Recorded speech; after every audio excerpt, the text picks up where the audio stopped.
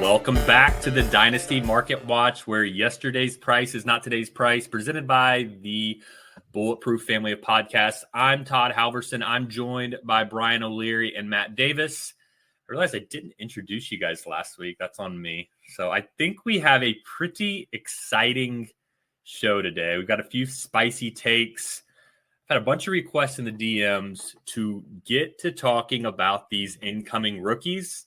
And we're going to do just that today. We're going to go through the consensus top 7 rookies for Superflex rookie drafts and hit on their market value within their position group and where they're going in startups, kind of their rookie rankings, what we would do to maybe maneuver the boards to get those players in the first half of those rookie drafts. So we're going to be hitting on the 3 QBs, Caleb Williams, Jayden Daniels, Drake Maye, the 3 receivers, Marvin Harrison Jr., Malik, Nabers, and the highly contentious Odunze, and the tight end that we're all licking our chops to get, Brock Bowers. And then maybe we'll touch on some of those guys in the 108 to the 112 range, which is basically just a glob and who knows at this point. But without further ado, Brian, play that Fat Joe. Yesterday's price is not today's price. Brian, lead us off. Caleb Williams, the 101 consensus for rookie drafts. Yeah, first of all, I want to give a quick shout out to Kratos. We know he's listening, so thanks for tuning in He was again. Invited. Yeah, there you go. So maybe we'll get to chat with him at some point. But yeah, we'll get to that, I'm sure. But yeah, Caleb Williams. My primary take here is I think there's a lot of recency bias of these hyped up prospects and not meeting expectations, whether it be quarterback or like Trevor Lawrence or Kyle Pitts or whoever, like these next chosen ones that I think some people kind of look down on the dynasty community for like anointing these people. So for me, I think Caleb Williams, anyone that's watched him play over the couple of years he's played in college, he's got all sorts of flashes of Patrick Mahomes. He's got improvisation. He's got arm strength. He's got legs. He's got all the talent, all the things you're looking for. So I think it's a matter of prospect fatigue at this point that Caleb Williams and the 101 is kind of like we're all of a sudden we're hearing all these debates for who should be 101 and, oh, yeah, definitely trade off a 101 for this package that probably isn't out there. So I guess that is my primary take is that prospect fatigue is really setting in with Caleb Williams. Yeah, I'd agree with that. So I have the 101 in 6 leagues. 2 of the 6, me and you are just sort of in a standoff right now, Brian, where you have Jordan Love. You have Caleb higher than Love. I have Love higher than Caleb. You think I'm going to cave and do a straight up trade at some point this offseason? I'm asking for a small plus. But like outside of those 2 leagues, I've been shopping the 101 in my other 4 leagues. And I'm not getting near the value that like he seems to have in startups. Like I think in your guys' recent startup, he went like 109, I want to say. Mm-hmm. He seems like a late first startup pick. And people are, I just can't trade him yet. And I don't know if that, this isn't a great time to trade top 5 picks. Usually you want to wait till closer to rookie draft. So that's just kind of what I'm doing. But I do agree with you. I think there's some prospect fatigue and there's just some general skepticism about him that I think if you're really high on Caleb and you think he like belongs in that Joe Burrow, Justin Herbert tier, I think now is a really good time to, start making offers for the 101 because it seems like not everybody is really bought in yet. Yeah, Matt, I think that's a good point. And I've actually gone and sort of looked into it a little bit, but I kind of attest Caleb Williams very similarly to Stroud in that their values in the market, we all know that Caleb Williams is like the startup 109, 110. We know that Stroud is like a startup 103, 104, but nobody really wants to be sitting and holding the bag with those guys. Like I've seen a few trade offers. I know, Brian, you maybe can talk about one of the trade offers you received. People are trying to trade Stroud and trade Caleb Williams at those prices, and nobody really wants to buy. And so I just kind of feel like that there's a parallel between Stroud and Caleb Williams. I'm not saying they're the same value, but people are very uneasy about owning the player at that value. I will be very brief with the trade that I offer that I received. I have Kyler Murray. I have 102 and I have 104. And the other manager has CJ Stroud. So he wanted those three pieces. So one of Marvin Harrison Jr., Jayden Daniels, or two of Marvin Harrison, Jayden Daniels, Drake Maye, plus Kyler for Stroud, essentially, and running back or back end wide receiver. So that's where we're at. And I don't think that's necessarily market, but that's kind of like speaking to your point, Todd, for sure. People shooting their shots. Yeah, he hit you with the how close counter? Question mark. Yeah. Can I get a counter? No, bro, we're not close enough. The one thing my counter will shift 3 firsts on my favor if you're asking for a counter at that point. If you can't take the hint, that's where I'm at. The one thing that Caleb has going for him, like you said, he has just an absolutely amazing highlight reel, all that, but he also runs. So he's always going to have like a baked in floor when it comes to fantasy that other top prospects don't really have. So what do you think about like him versus Anthony Richardson, Brian? Like, because Anthony Richardson, I mean, what was he averaging, like 30 points per game, like a pace last year? Just insane. Yeah, like the same year in Dynasty startups. Yeah, I like them both, to be clear. I think obviously everyone probably feels this way, so it's not necessarily a hot take or anything interesting, but Richardson's style of play is concerning potentially. Yeah.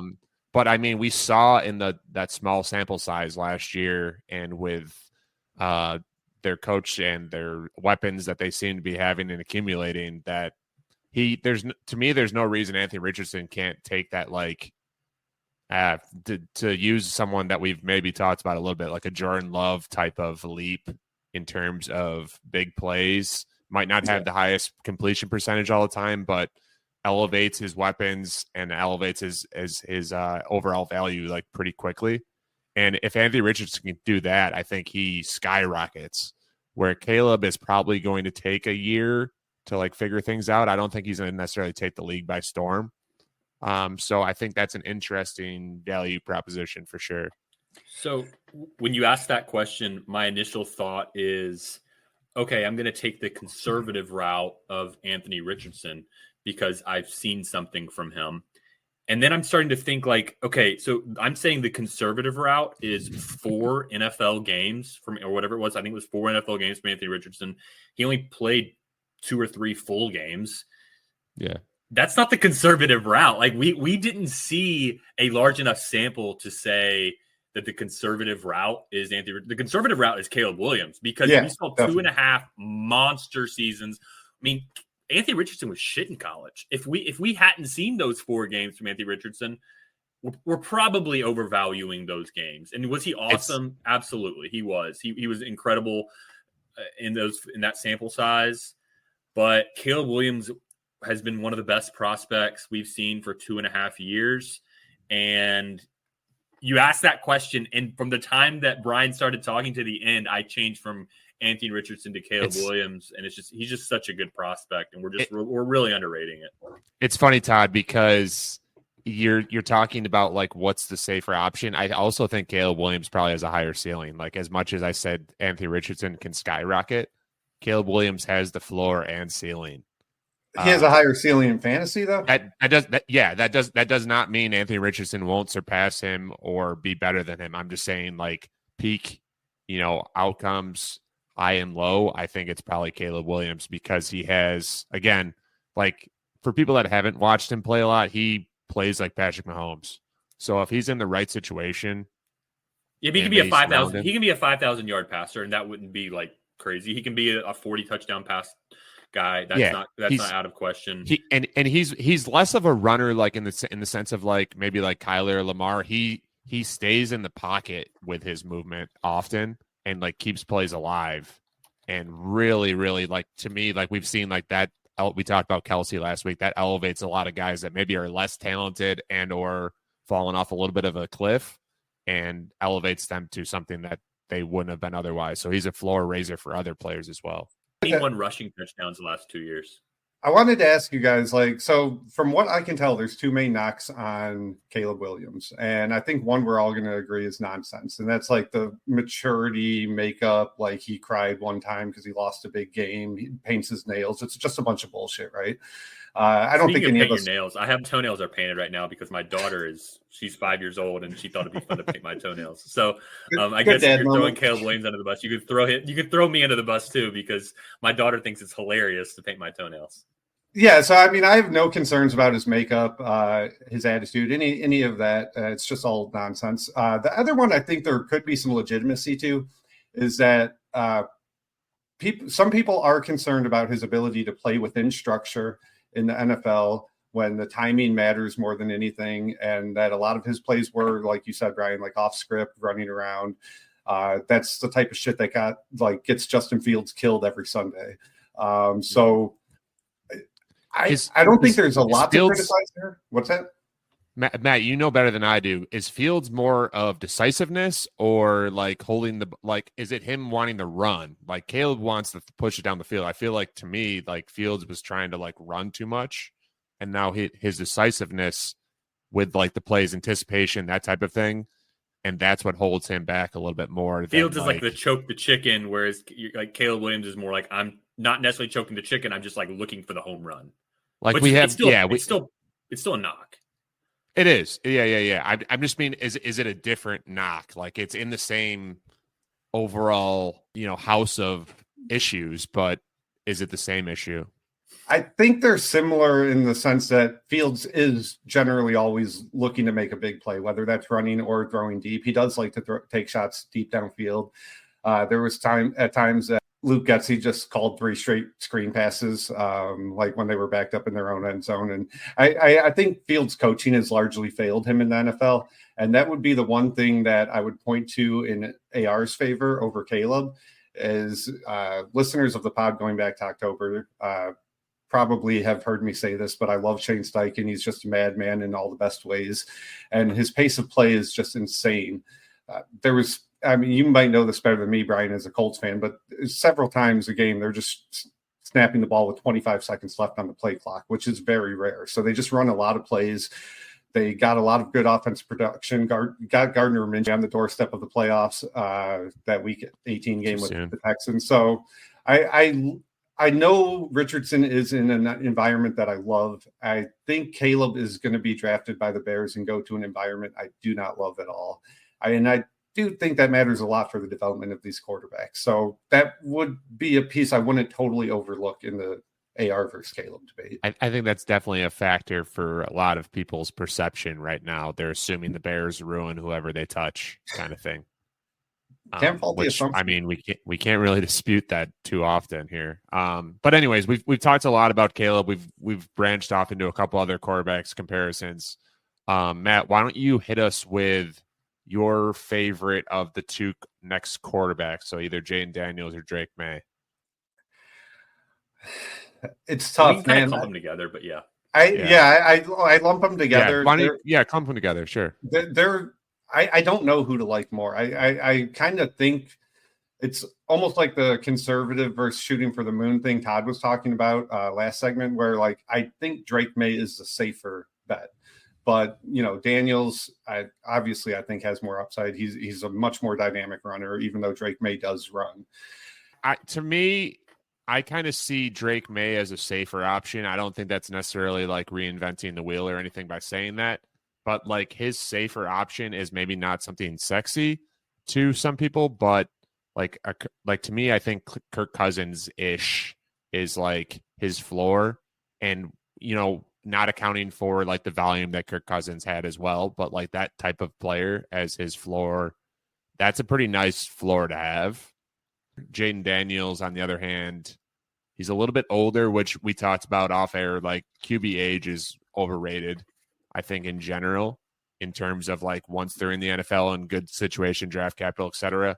But like he is a great runner. He's got a strong arm. He could very well become like the next Anthony Richardson. He did more in the college field than Anthony Richardson certainly did. So that's someone I think that's going to get a ton of hype, and he's probably I kind of hinted at this last week. I think he's going to become 102, Jayden Daniels. I think that's probably a good bet or a good prediction. I do think with Drake Maye, just like you said with Caleb Williams, I definitely get a sense that there's some prospect fatigue here. And I think where age does matter is I think we should have to account for that. It took Jayden Daniels, like 5 years in college to do what Drake Maye was doing his second year in college. So like, I think some of that matters. And I do think people are trying to talk themselves out of Drake Maye and talk themselves into Jayden Daniels. And that to me feels like Drake could end up being a value where he slips to like 104 in the rookie drafts. And then a year from now, he's Justin Herbert. And like, it's like, well, man, why did we fade this guy? It's what literally happened year to Justin Herbert. Yeah. Yeah, exactly. Yep. And it happened with CJ Stroud last year. We took him at the 106. I mean, and that is why, like, for me, I just think that the 105, 106 this year are the sweetest spots to be drafting, because it's like when you buy a house that's a fixer-upper. You're planning on recouping some value because you're going to, like, between now and the draft, that 105 or 106 is going to increase in value, sure.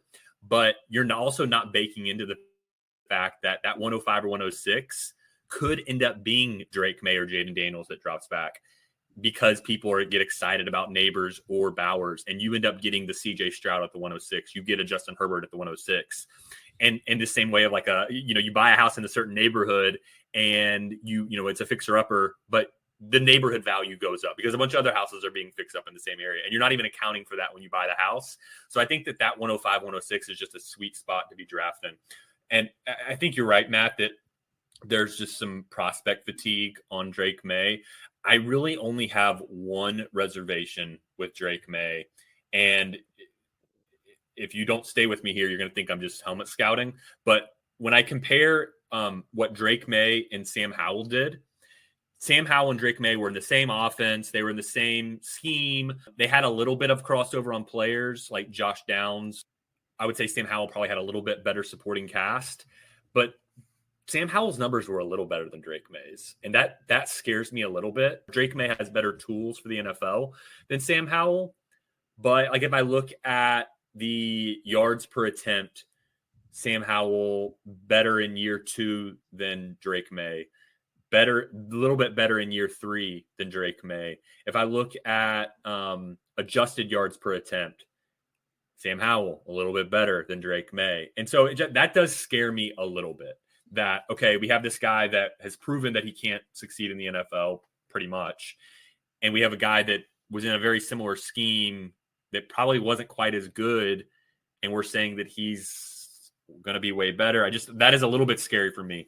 With that said, I love Drake Maye, but that's my only reservation if I had one on the Drake Maye hype train, if you will. Well, and Maye and Howell, I think they're not exactly the same type of player, but I believe they both play a style of what our friend David Plout likes to call bozo ball, where if you look at Drake Maye's highlights, like, he is running around, like, and then just winging it, like, and that's a lot of what Sam Howell does also. That kind of gets them in trouble, but it also leads to like incredible highlights and shows off their arm talent. The only other thing I don't know enough, maybe you do, Brian, but Howell played with better teammates, right? With that, like Josh Downs. And I generally got the impression that some of North Carolina's weapons left and Drake Maye was left with a little bit worse than what. Drake Maye this year had Tez Walker, and he missed the first 3-4 games of the season. That was the first year with them. He's proving at Senior Bowl that he's not the best receiver. He's fast, but like certainly not a great receiver. To me, Drake Maye he has a cannon. He's huge. He runs well. He's like we're talking about young. He's 20, 21. He's redshirt sophomore.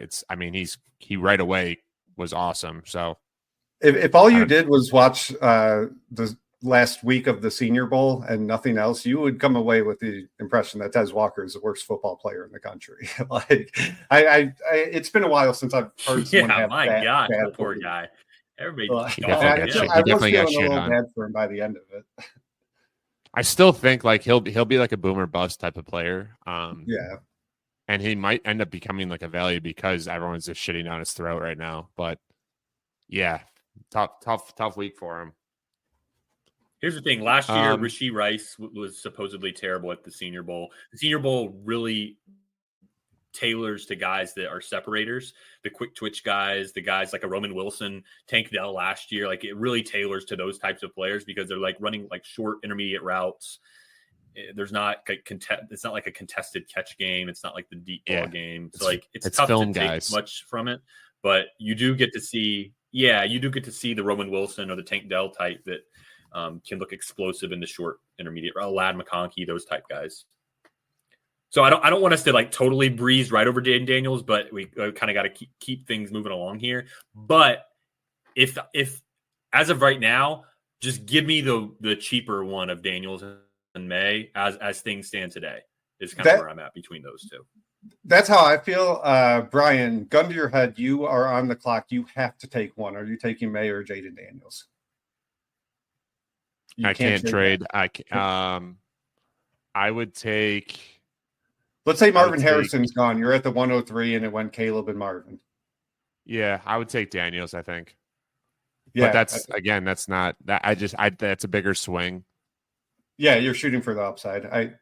I think I lean that way, but man, I go back and forth all the time. I mean, Todd's definitely sold me on the concept of like make the decision for me, try and get back to 105, 106. Don't live with the deep-seated regret in the year later if the guy that you ended up with busts. But yeah, it's a little bit of a cop-out. But yeah, I'll take Daniels. What about you, Todd? Daniels? I'd probably lean Maye because I think that the median outcome is probably is a little bit safer. There's also, all right, so I don't want to belabor it here, but Daniels has the outcome of things don't go well at the combine between now and then. He has the outcome of, I mean, like if we look at, what was it, 2 years ago, people were taking Malik Willis at the 101 in rookie drafts this time of year, and then he just fell completely apart. I don't think that's going to happen with Jayden Daniels, but there's an outcome where instead of top 3 pick, maybe he's around that 12th mark, and that would be a clear like differentiator between Drake Maye and that could also happen with Drake Maye. I feel it's a little bit safer with Drake Maye from a draft capital standpoint. But I mean, at the end of the day, I'm going to take the one that has better draft capital. This is a reason why I'll never be on board with the rookie drafts before NFL drafts, people. Because it's just like, I don't know, it's just silly to me. You're like looking for people to screw things up, and then your league is just going to be worse off because of it. That doesn't seem fun to me. Yeah. That's the challenge of doing this, early February. Anthony Richardson this time last year was kind of talked about in like that top 10, top 15 conversation. And then he had basically the best combine any quarterback has ever had. And I think that kind of locked him into where he ended up getting drafted. So we could see the same thing with Daniels this year. So we're talking fun quarterbacks, and Jayden Daniels has a teammate that we know has been talked about plenty, Todd. So Malik Nabers, Marvin Harrison Jr., what do you got for us?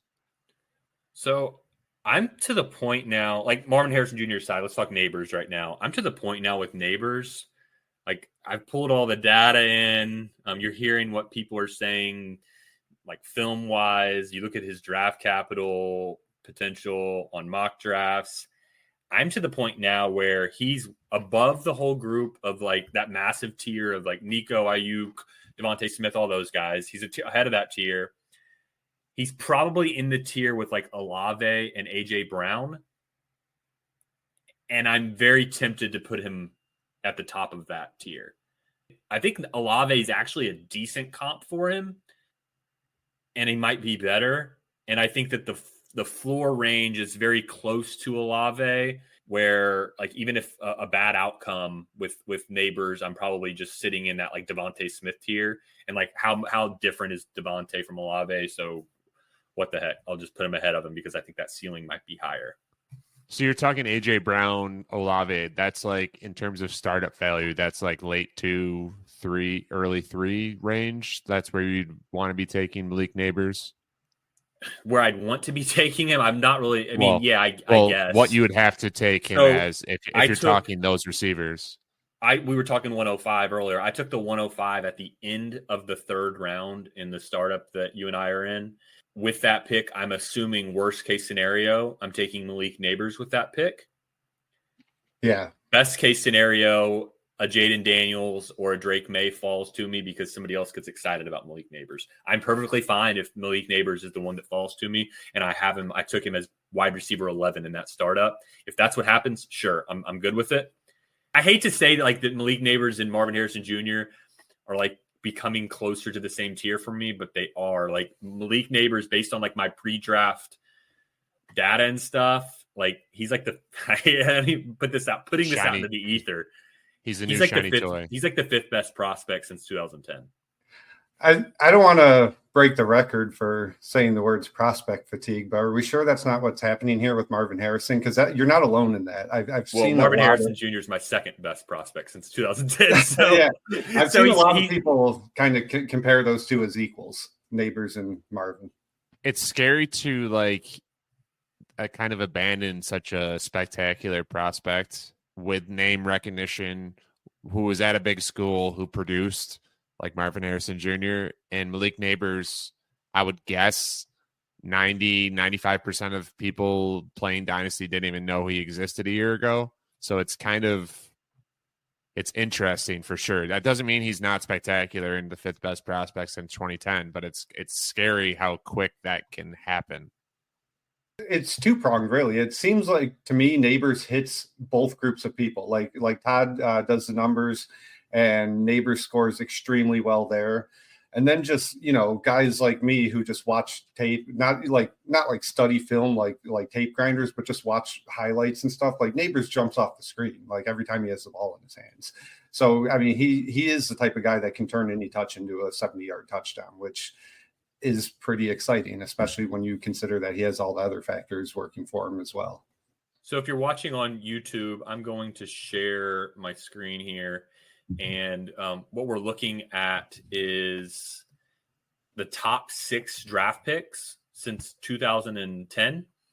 And on the list, you've got Sammy Watkins, Amari Cooper, AJ Green, Jamar Chase, Corey Davis, Justin Blackmon, Julio Jones, Jalen Waddle.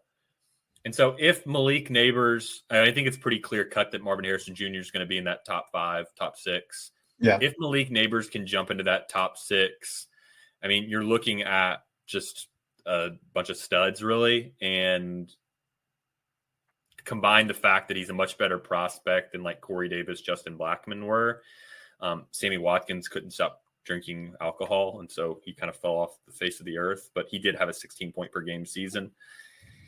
I just think that the floor is just really high for Malik Nabers. I think that they're probably a lot closer. So, I mean, for example, I have across my leagues, I'm in 14 leagues. I've got 4 102, something like that. My plan tentatively now is to try to attempt or diversify between Marvin Harrison Jr. and Malik Nabers pretty much even. Obviously, anytime I have the 102, I'm only going to move back to take Nabers and get a plus. I'm not going to take Nabers at the 102, but I will take maybe Marvin Harrison Jr. a couple times at the 102 and then move back into that 1-4 or 1-4-1-5 range and end up with Nabers a couple times as well, because I think that they're probably just similar prospects, to be honest. Yeah, Todd, I think it's wheels up if Nabers gets this draft capital. You're looking at across those list of 8 guys that have already been drafted, 16, I believe, 16 plus point per game seasons. That's pretty crazy in terms of like hit rate. Like that is telling you like you're going to get a 16 point per game season at least, if not a couple, just on average based off of that data. That's huge. And that kind of goes back to my point of being okay with him ahead of Olave, AJ Brown. And I understand, like I'm pushing the envelope a little bit with the AJ Brown one. Yeah, Brian, you're not concurring with that. You're taking AJ. Yeah, I hate that, but that's well, so if I had AJ Brown, the take would probably be, okay, if I have AJ Brown, can I trade for the pick that's about to become Nabers and get a plus? Make that happen? Can I get it? Can I get a second?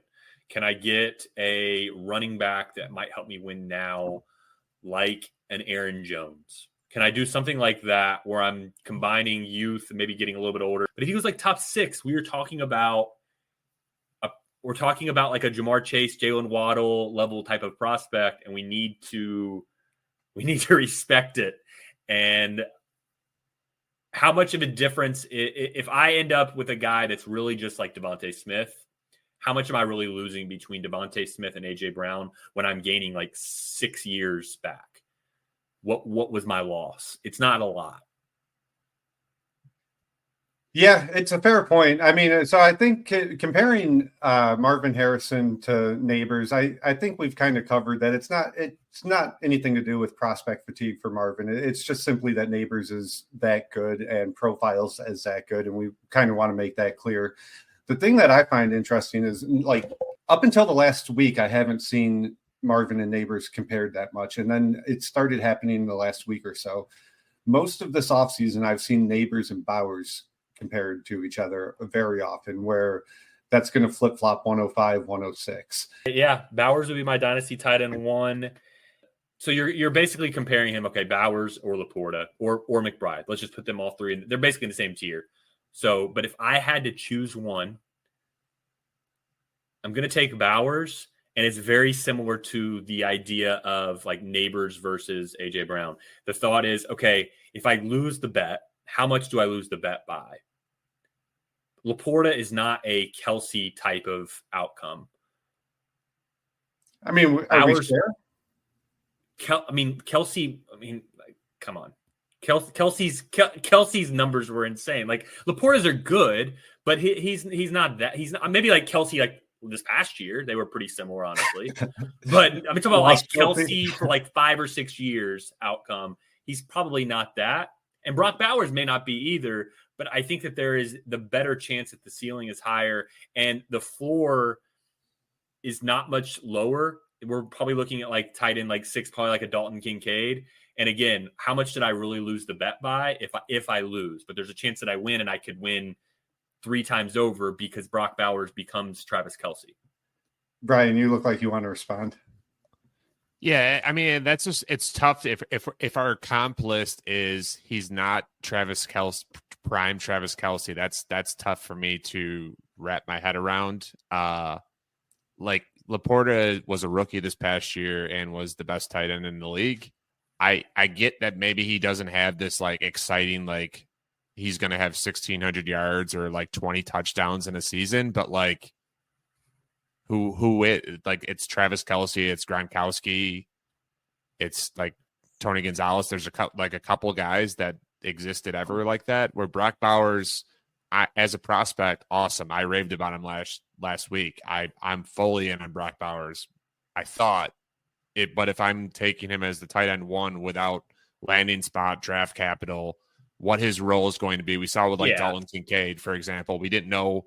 We like Zoltan was huge on Kincaid. We didn't know how he was going to be used. He assumed one thing, the Bills used him another way. So like that limited his ceiling type of thing. So like Brock Bowers might go into a situation where they're like, hey, he's a good blocker and he's going to get some red zone touchdowns, but they might not utilize him the way that we hope or want him to too. So we know how they're going to use Laporta.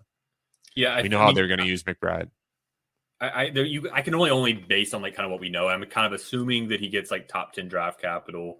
Like, could he go to a terrible landing spot and fall to 26 like Kincaid? Okay, well then I'm not taking him. I'm not taking him as tight end 1. But if he can get that top 10 draft capital, I just think that the downside is not that low. My bet of busting of going over 21 is, if that happens, I probably just land in like the tight end 5, 6 range. And tight end is so flat at this point. Even if he ends up just poofing into nothing, the gap between like Laporta and like, let's use just a dirty one like Komet, is not as far as that gap was 3-4 years ago when it was Kelce versus like tight end 9. That line was steep between those two levels. Yeah. Whereas this sure. gap isn't as wide. But we're comping like generational versus poor seasons as well, right? Like Kelsey. Well, we also versus... have a generational prospect. I mean, he's the sure best prospect we've had in ever. Kelsey wasn't generational prospect wise, but I would be more comfortable like if you were saying, hey, Brock Bowers versus Mark Andrews, I'm on board with that part.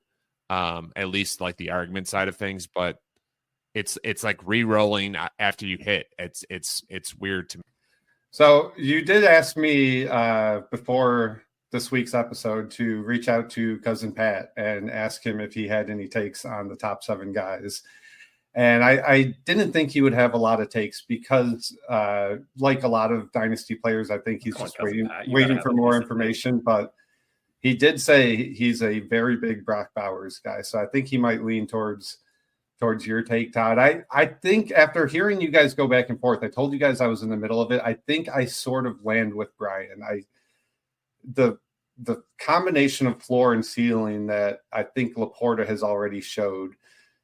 And we know he has good coaching, especially for one more year with Ben Johnson coming back. He's in a perfect offensive environment for him. Jared Goff is a very good quarterback in terms of his pass catchers. He's a very, like Kirk Cousins, he's a very fantasy-friendly quarterback.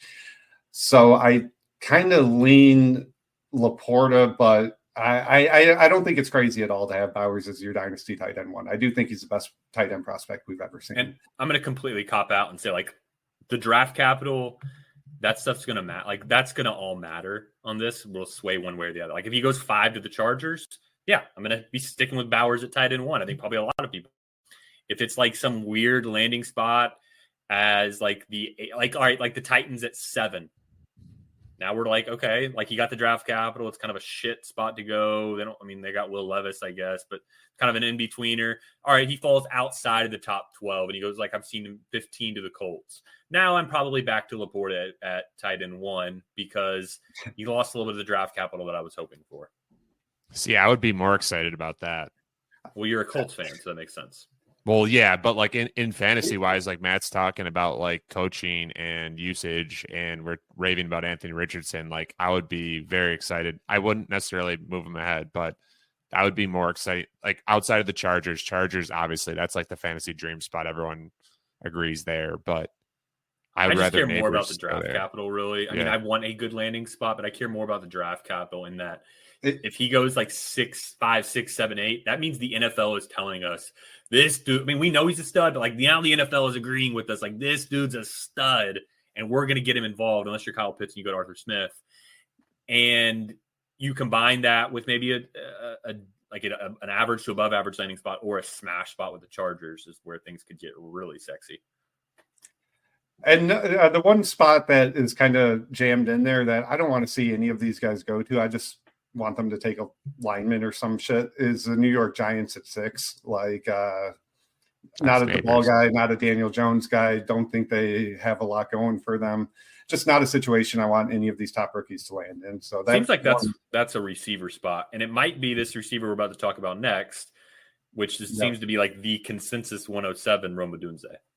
We kind of did a lot on Rome last week. I will say that as someone who's pretty high on him, and the NFL is really high on him, a lot of your comps data-wise do kind of worry me, Todd, but we see it consistently in these mock drafts. Consistently, a lot of the top NFL draft evaluators have Odunze equal to or above Nabers. I don't know why that is. Brian, do you have any idea why that would be? They're dumb. I think it's laziness probably. And they said, hey, this guy had this many touchdowns and this many yards, and that's like Kratos. Follow Kratos the fourth. Yeah, that he just keeps retweeting the gross yardage for the last season. Sports reference. I keep replying to anything he says and just quote tweeting that stat and I'm just like low-key trolling. I don't think he has any idea. He just wants the misinformation to keep getting spread.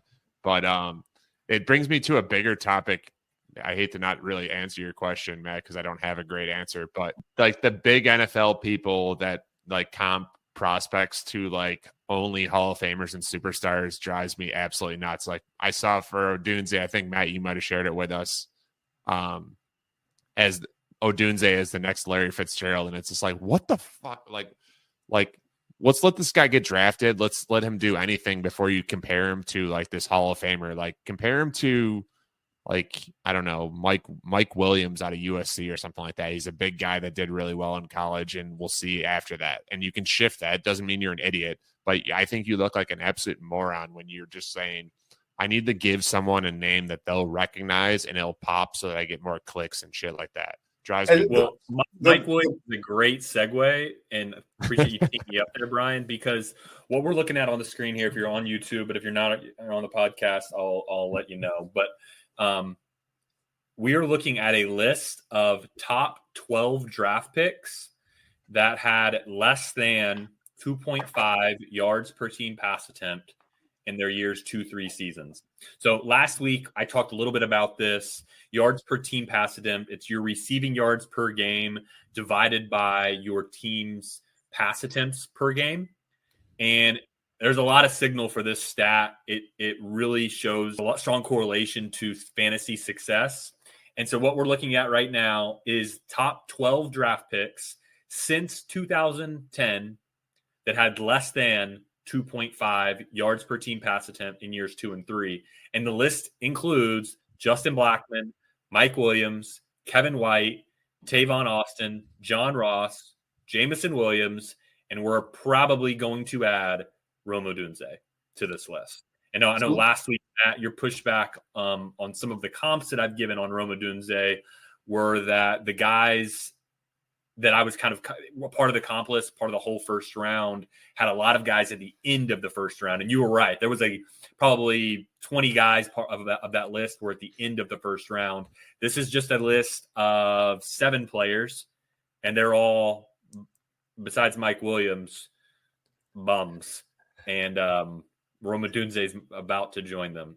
Yeah, we don't have to go through like the whole list. For anyone that is listening on Spotify who's not seeing the screen, it's just Odunze and like 6 guys who are terrible, and Mike Williams who's fine, but like just really quick. So if we were talking about the top 12 picks, and then now here are the top 12 picks with a greater than 2.5 yards per team pass attempt since 2010, and it's a who's who of fantasy studs. I mean, quickly go through them: Sammy Watkins, Amari Cooper, AJ Green, Jamar Chase, Corey Davis bust, Julio Jones, Jalen Waddle, Mike Evans, Drake London, TBD, Devontae Smith, Garrett Wilson, Chris Olave, Odell Beckham Jr., and Malik Nabers and Marvin Harrison Jr. will join that list.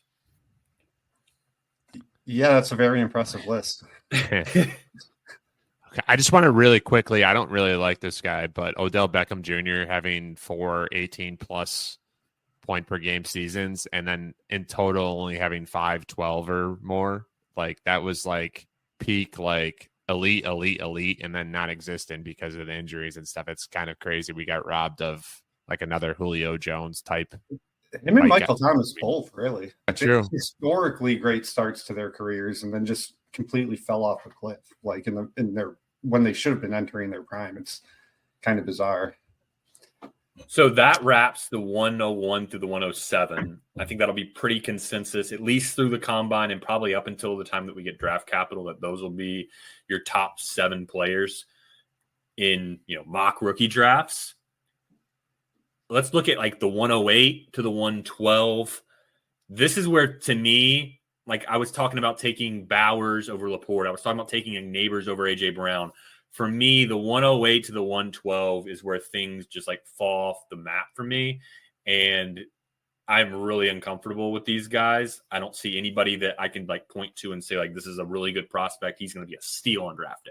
Like, I don't have that guy right now. Maybe draft capital will help it out. But Brian, I know you've been at least talking about being bullish about this range. Yeah, I'm buying 108 to like 202 right now, because I think talking Xavier Worthy, Troy Franklin, Brian Thomas, there's 3 quarterbacks that we haven't talked about, Adonai Mitchell. I think a handful of those guys could. I think it's just a good value play right now to buy those at the cheap, and then you could sell them at draft time, like rookie draft time. I didn't like what you're seeing, but like all of those guys could definitely, like Brian Thomas, out of LSU. He's the one that stands out for you, right? Brian Thomas, if he gets draft capital. Yeah. To me, like if he gets draft capital, like it seems like the NFL people are saying he is, he had a great year. He has really cool, interesting statistics as being the second option on LSU. And then it's kind of what makes me interested about Daniels. Is Daniels like a Burrow type emergence, or did those two receivers, keep him afloat? Like who did what, or could they all three could be great? I don't know, because it could be like Chase, Jefferson, and Burrow. I don't know. I'm not necessarily comparing those guys, but in general, the concept sticks. 3 quarterbacks. I mean, JJ McCarthy could go top 15, 20 as a quarterback and then go the back of the first round or early second round in dynasty drafts. That's great value. I don't like Penix. I don't really love Nix, but Bo Nix looked good this year to me. But then again, Senior Bowl, he kind of was crappy, and I think people are going to be down on him. So he might be a good value. So you listed like Bo Nix, JJ McCarthy, Michael Penix. You've got the receivers, Brian Thomas Jr., Xavier Worthy, Troy Franklin, Adonai Mitchell, maybe Keon Coleman. There's like a big list of guys. Basically, the guys who they get the best draft capital, Matt, will probably go in that 108 to 112 range. Who are your top targets in that range as things stand right now? So I do love Xavier Worthy, just based on, again, not really deep diving into him yet, just kind of seeing him on Saturdays over the last couple of years. I've been really impressed with his separation.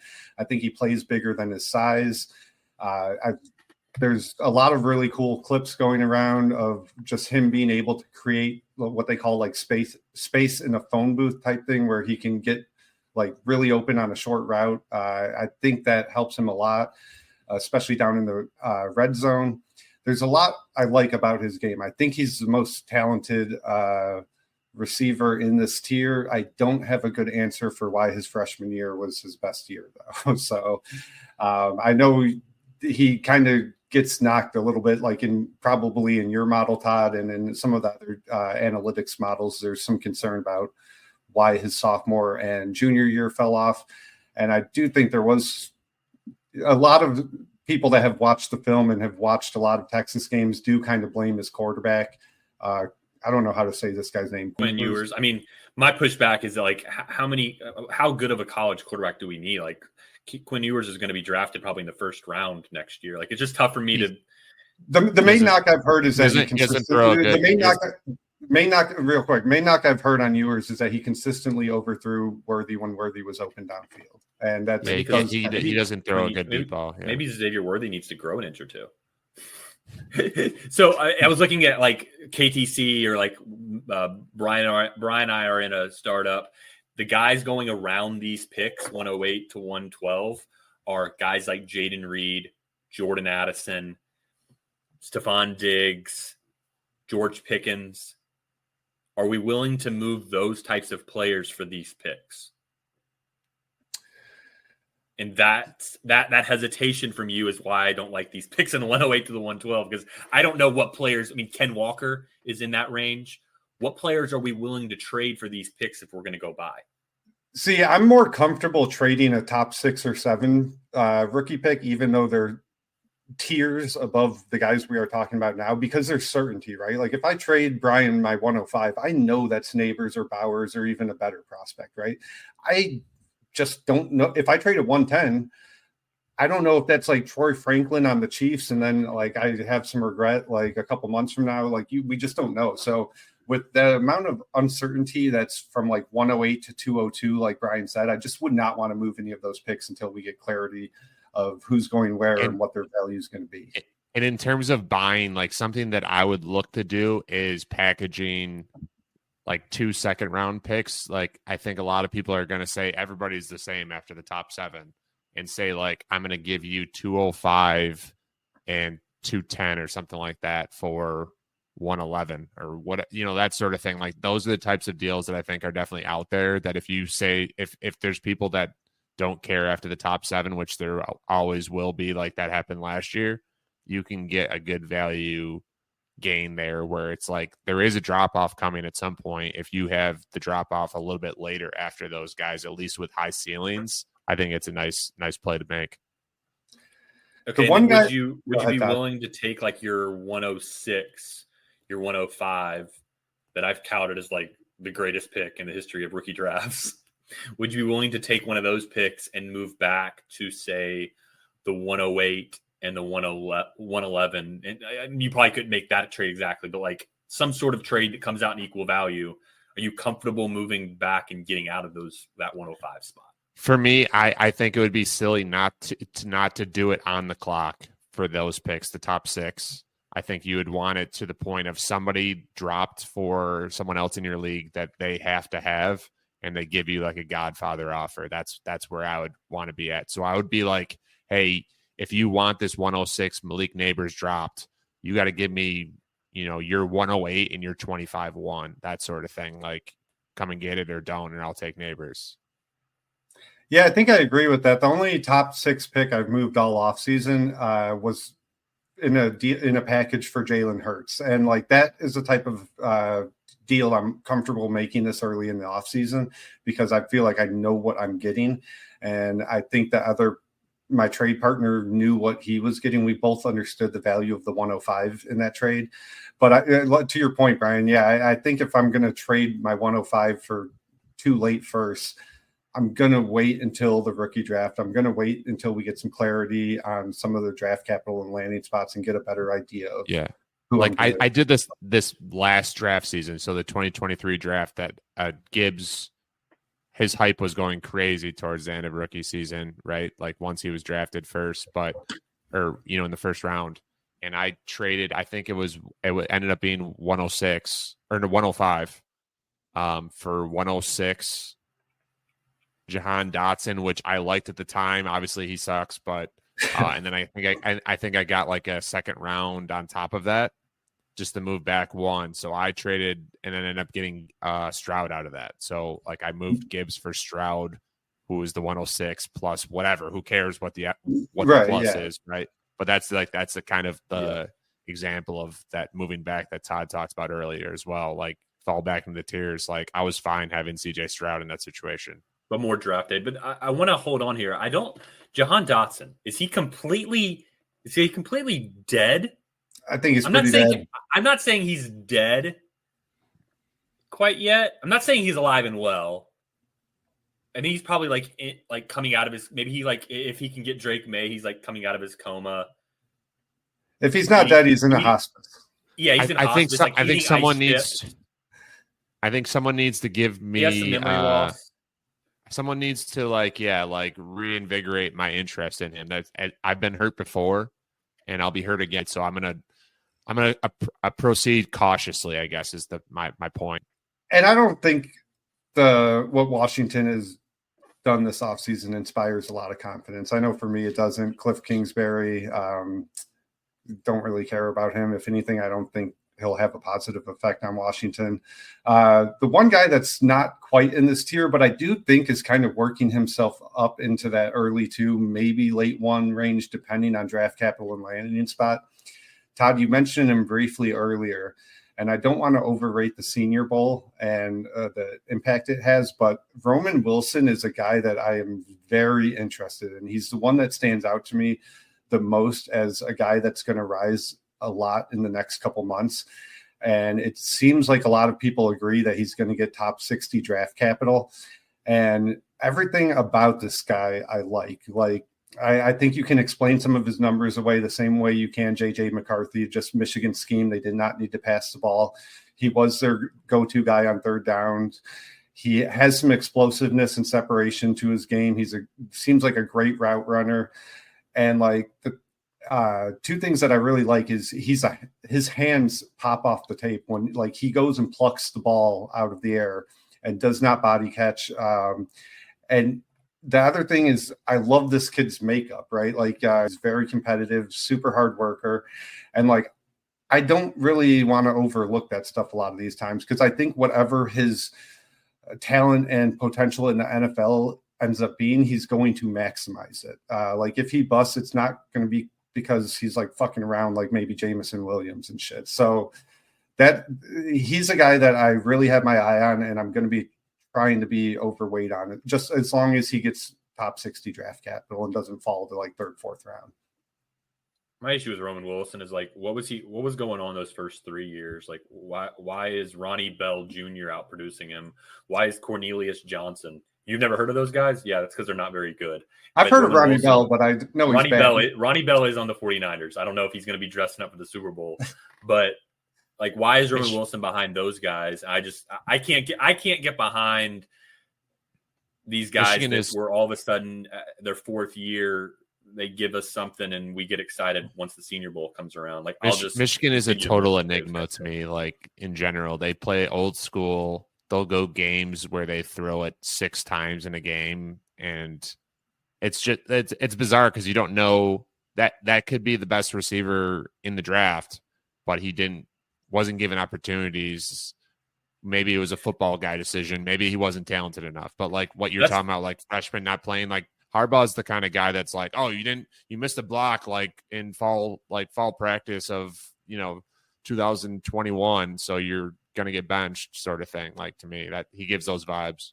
That's the beauty of receiving yards per team pass attempt, is that even if your team is throwing 10 times per game, if you get 25 yards per game and your team throws 10 times per game, you are getting a 2.5 yards per team pass attempt.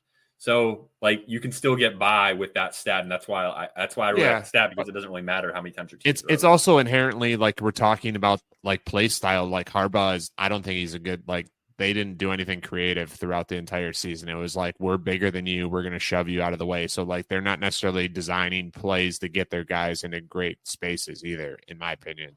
Like, they're boring as hell to watch. I could not stand watching them. They won, but they were so boring to watch. So I'll tie this to another guy that is in this tier. But so one of the players that Roman Wilson kind of reminded me of that also had his stock elevated by the Senior Bowl last year was Jayden Reed. And I kind of still like that, where like I don't think that Roman Wilson is going to turn into like Amon-Ra St. Brown necessarily, where he's like got top 5 wide receiver potential. But I do think he's the type of guy that goes in like the mid-second of rookie drafts and then raises his value throughout his rookie season. That's what I would kind of compare him to. And to like tie this back around, Keon Coleman outproduced Jayden Reed at Michigan State. And I would definitely rather have Jayden Reed right now than than just guessing on Keon Coleman. But Todd, do you have like any kind of Keon Coleman thoughts at all, or takes? Or I don't know if you've had the chance to run the numbers on him. I don't know. He's probably not very good. I mean, and here's the thing: you're always gonna have outliers. Like we're gonna every year. There's gonna be guys that come in and they're like, oh my gosh, this guy's good out of nowhere. Like, that's gonna keep happening. I just don't want to bet on them to happen. That's all I'm saying. Like, I want to, like, if I'm playing blackjack, I want to play as by the book as I can. I don't want to hit on 14 when the dealer's showing a 6. Like, I'm just going to sit back and hope the dealer busts. I just don't want to bet on them. Well, do I know that I'm going to miss on a Jayden Reed? Do I know that if Roman Wilson becomes a stud, do I know I'm going to miss on him? Yeah, I am. I do know that. And I'm okay with it, knowing that I didn't bet on McCole Hardman, Sky Moore, Tutu Atwell, all these other guys that. I think it all depends for like Roman Wilson. I think what you said is a great example, like the blackjack analogy for sure. But if Roman Wilson is, I don't know how much hype he's getting, but if he's like a 3rd round rookie pick, that's a lot better bet. Right. If we're moving him up into like he's an early 2, I think it's a bad bet. It's a bad bet. I think he's going to settle in the early to mid 2. Because I just casually following a lot of these Debbie and Dynasty people on Twitter. Like, he's starting to pick up steam. And then I agree with Todd. That's a bad bet. Like, it could hit. You might win on bad bets, but you more often than not lose. You like look at guys that went in the 2nd round. Alec Pierce, there's one that people got excited about after, combine or whenever it was, or you look at Kadarius Toney goes to the Senior Bowl and performs well. These Tony, guys, there's just so many of them that get hyped late and we forget about them. Tony, But the one that hits, polar everybody gets excited. He's not hurt Wilson though. in terms of Tony's making not it hurt. there. Let's make that very clear. I don't know if he told anybody, but he's not hurt right now. Yeah. The receivers that I kind of like from that 108 to 112 range that I'm kind of like, they're interesting are Troy Franklin and Xavier Worthy. They're going to be guys that what you hope for is they run a crazy 40 time and the NFL gets really excited about them. I don't really care about their 40 time, but I know the NFL cares about their 40 time. I think I posted on Twitter before, but there's been 3 guys since 2014 or something that have had a greater than 4 or 5 40 that have gone in the first round. And you need to be inside the 4 5s. Did you see the graphic that the Senior Bowl was tracking different players in the Senior Bowl's game speed, which I think is a really cool thing if they start doing that, more of that, game speed versus the underwear Olympics. That's a really cool data point potentially. No one jumped out at me good or bad, but it was interesting to see that. And that came up last year with Puka Nacua. The Rams, there was a story that the Rams had game speed data on him. It was this guy, I think he ran a 4.6 or 4.57 or something. And the Rams were like, this guy was one of the fastest guys on the field in several different games. So, and you kind of saw that during his rookie year. He definitely plays with better speed than he kind of showed at the 40. And there are players like that's the case for. Yeah, there's been 7 guys since 2014 to run a 40, or actually Drake London, I'm counting, greater than a 4.5. So if you don't run sub 4.5, it's gonna be tough for you to get into the first round. Is really all I'm saying. Yeah. And I think Franklin's gonna be somebody that kind of is in that JMO, and maybe he's not an idiot like JMO. So maybe we can get maybe he can pop. Maybe Xavier Worthy can pop, and we've got a couple guys we can add to that 108 to 112 range that I feel more comfortable with because I don't feel good about them right now. All right, so that wraps us up. Thank you for joining the Dynasty Market Watch presented by Bulletproof Family of Podcasts. We will be back every week this offseason after the NFL Combine. Like I said, we're going to start hitting more on rookies outside of the first round when we have a clear view on draft capital. Next week, we're going to be discussing Dynasty Startup Strategy, so look for that. You can find us on Twitter. Brian is at Brian_O'Leary1. Matt is at Dynasty Peasant. And I am Todd at Dynasty SFlex. Also find me in the Bulletproof Discord. Would really help us if you give us a rating and review of the podcast. Thanks for joining. Everybody knows Shaq and Lillard of rap, but don't sleep on former Celtics great Dana Barros and his hit song on YouTube. Check it.